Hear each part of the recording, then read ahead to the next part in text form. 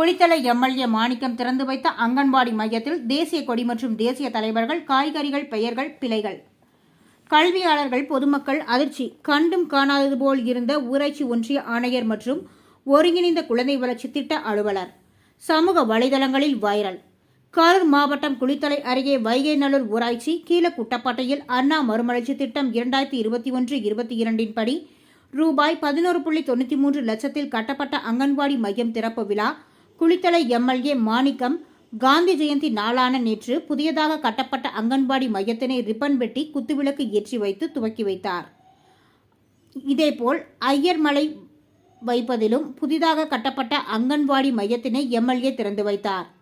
கீழக்குட்டப்பட்டியில் புதியதாக கட்டப்பட்ட அங்கன்வாடி மையத்தினை துவக்கி வைத்த கட்டிடத்திற்குள் சுவற்றில் குழந்தைகள் கற்பதற்கு வரையப்பட்டிருந்த தேசிய கொடி, தேசிய தலைவர்களின் படங்கள், பழங்கள் மற்றும் காய்கறிகள், தமிழ் மற்றும் ஆங்கில மாதங்கள் ஆகியவைகள் எழுதப்பட்டிருந்தது. இந்த எழுத்துக்களில் பிழைகள் இருந்ததால் கல்வியாளர்கள், பொதுமக்கள் அதிர்ச்சி அடைந்தனர். மழலை செல்வங்கள் கற்றுக்கொள்வதற்காக வரையப்பட்ட வரைபடங்களில் இத்தனை பிழைகளா என்று கேள்வி எழுப்பினர். ஆனால் திறப்பு விழாவில் கலந்து கொண்ட குளித்தலை வட்டார வளர்ச்சி அலுவலர் விஜயகுமார், குளித்தலை வட்டார ஊட்டச்சத்து அலுவலர் வினோதினி ஆகியோர் அதனை கண்டும் காணாதது போல் இருந்தனர். இதுகுறித்து குளித்தலை வட்டார ஊட்டச்சத்து அலுவலர் வினோதினி கூறியதாவது: கீழக்குட்டப்பட்டையில் கட்டப்பட்ட புதிய அங்கன்வாடி மைய கட்டிடம் சாவி தற்போது தான் யூனியன் மூலம் எங்களுக்கு வழங்கப்பட்டது.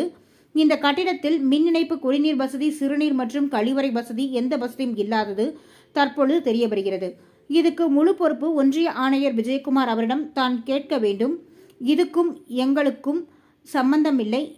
மேலும் அங்கன்வாடி மைய ஆசிரியர் சரி செய்யாமல் சாவியை வாங்கக்கூடாது என்றும் தெரிவித்துள்ளதாக அவர் கூறினார்.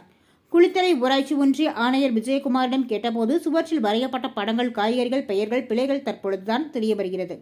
பிழைகள் சரி செய்யப்படும். மேலும் அனைத்து வசதிகளும் சரி செய்து கொடுக்கப்படும் என்று அவர் கூறினார்.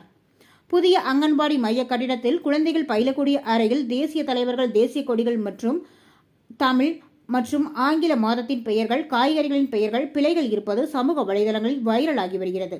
மேலும் புதியதாக கட்டப்படும் கட்டிடங்களை கண்காணிக்க ஊராட்சி ஒன்றியத்தில் மேற்பார்வையாளர், பொறியாளர், ஒன்றிய ஆணையர் தொடர்ந்து கண்காணிப்பில் இருந்தும் எந்தவிதமான அடிப்படை வசதிகள் செய்யாமலும் திறக்கப்பட்ட கட்டுமானம் எப்படி இருக்கும் எனவும், சுவற்றில் வரைந்த ஓவியங்கள் எழுதப்பட்ட பிழைகளை கண்டு கொள்ளாத அதிகாரிகள் மற்ற தவறுகளை எப்படி கண்டுபிடித்து நடவடிக்கை எடுப்பார்கள்?